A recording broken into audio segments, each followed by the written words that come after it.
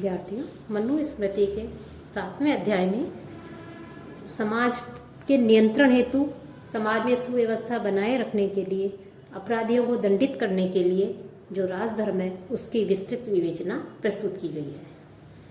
आचार्य जो मनु है, उन्होंने जो राजा है उसकी सृष्टि, उसकी रचना जो है ईश्वर से, इंद्र, वरुण आदि, वायु आदि देवताओं से मानी है। अर्थात राजा को जो है मनु ने ईश्वर स्वरूप माना है।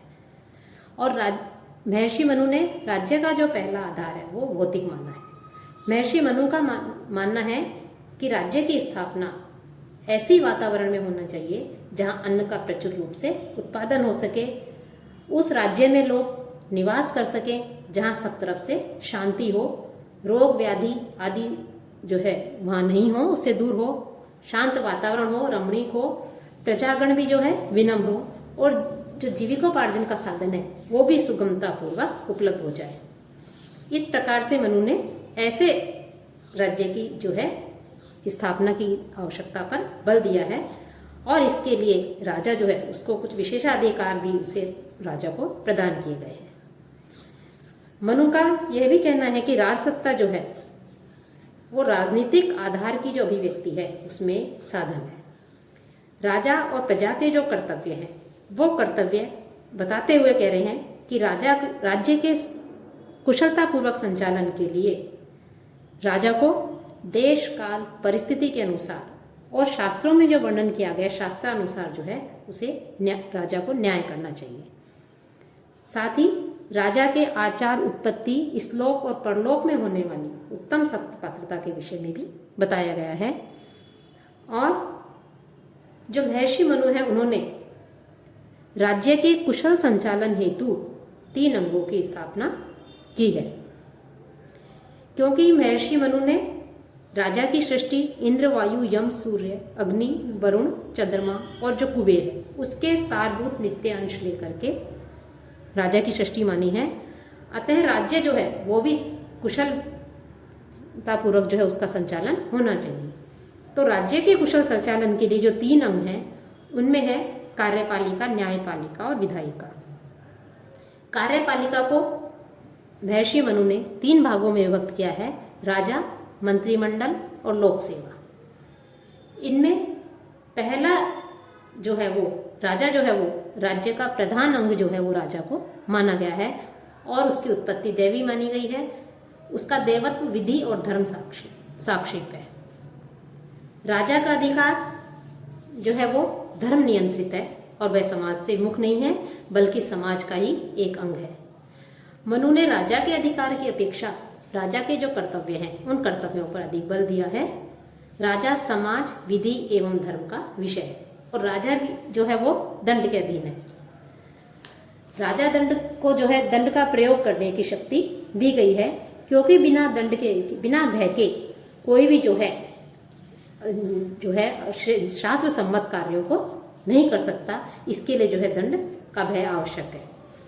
तो राजा दंड का प्रयोग जो धर्म विरुद्ध कार्य करने वाले हैं, शास्त्र विरुद्ध, नियम विरुद्ध कार्य करने वाले हैं, अनैतिक कार्य करने वाले हैं, उन लोगों को दंडित करने के लिए करता है। और यदि राजा दंड का दुरुपयोग करता है तो यह भी व्यवस्था महर्षि मनु ने कही है कि उसका उपयोग, यदि राजा उसका दुरुपयोग करे तो उसके विरुद्ध भी उस दंड का प्रयोग किया जा सकता है। राजा राजनीतिक संप्रभुता का प्रतीक है और यह राजा में जो शक्ति है वह शक्ति प्रजा के द्वारा प्रदत्त है। इसलिए राजा का कर्तव्य है कि वो प्रजा की रक्षा करे, कि राजा प्रजा के संरक्षण के लिए है, न कि प्रजा राजा के लिए नहीं है। राजा वेदों का ज्ञाता होना चाहिए, अनुशासित होना चाहिए, श्रेष्ठ कुल में उत्पन्न होना चाहिए और विद्वान होने के साथ ही जन कल्याण और राज्य के सुख समृद्धि का कारण भी होना चाहिए। साथ ही राजा विधि, नियम और परंपरा के अधीन होता है। उन्हें शास्त्र सम्मत, शास्त्रों में विहित जो विधि है, नियम है, परंपराएं हैं, उनका पालन करना होता है। वो कहीं से भी स्वच्छंद और स्वतंत्र नहीं है, क्योंकि जैसा ही कहा गया यथा राजा तथा प्रजा, कि जैसा राजा होता है वैसी ही प्रजा होती है।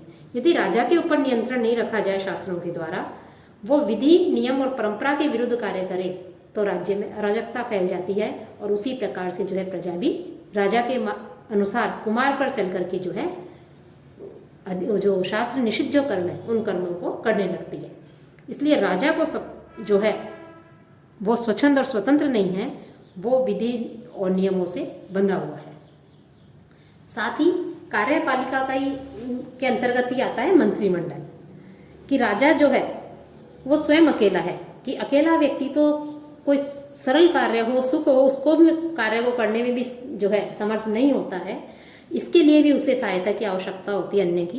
तो जो राज्य है वो राज्य तो विशाल है, तो उस विशाल राज्य को चलाने के लिए राजा मंत्रियों की सहायता से शासन का संचालन करता है।